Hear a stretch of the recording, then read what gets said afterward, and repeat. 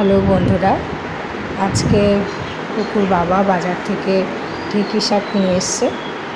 তো এটা রান্না করব, তো তাই ভাবলাম আপনাদের সঙ্গে শেয়ার করি।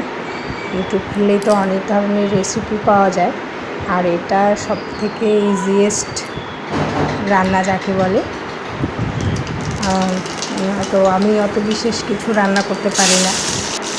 আমি নিজেও খুব সিম্পল প্লেন খাবার খেতে পছন্দ করি, তো তাই ভাবলাম যে এটা একটু শেয়ার করি। তাই না আপনাদের কেমন লাগবে।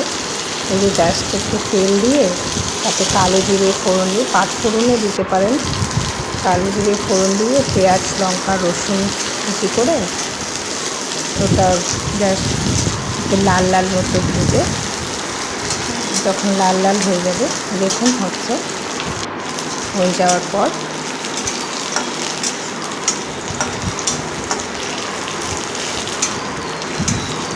আমি এবারে ঢেঁকি শাকটা দেব।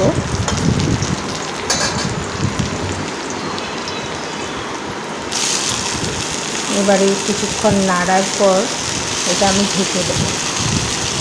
নাড়ানোর পর ঢেকে দেবো, তারপরে ফ্লেমটা লো করে দেবো। আস্তে আস্তে এটা হতে থাকবে। খুব বেশি মুচমুচে নয়, একটু নরম নরম রাখলে। আর ঢেঁকি শাক আমার মতে, মানে আপনি যেরকমভাবেই রান্না করুন না কেন ভালো লাগে খেতে। এটা একটা আলাদা ফ্লেভারই আছে, গন্ধ, যেটা আমার ভালো লাগে পার্সোনালি। তো আপনাদের যদি ভালো লাগে আপনারাও বানাবেন, দেখবেন আশা করি ভালো লাগবে, খারাপ লাগবে না। যাই হোক, দেখতে থাকুন। আর আপনাদের সবাইকে শুভ নববর্ষের শুভেচ্ছা। আমাদের এই বছরটা খুব ভালো কাটুক, আনন্দে কাটুক, এই আশা রাখি। আর কি বলবো, আমি তো ভিডিও করার সেরকম সময় পাই না, তবুও কিন্তু আমার খুব ইচ্ছে, জানেন তো, যে আমি ভিডিও শেয়ার করি আপনাদের সঙ্গে, মানে আমার ডেইলি লাইফস্টাইলটা, ডেইলি আমি কী করছি না করছি। কিন্তু আমি এডিট করার সময় পাই না, যাতে আমি ভিডিও দিতেও পারি না, আর কন্টেন্টও সেরকম থাকে না। যা পাই সেরকম আপলোড করি।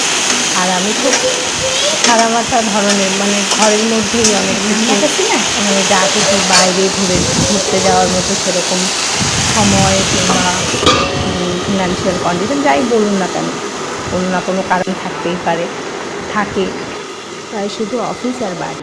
তবে আশা করি হয়ে উঠবে সেটাও।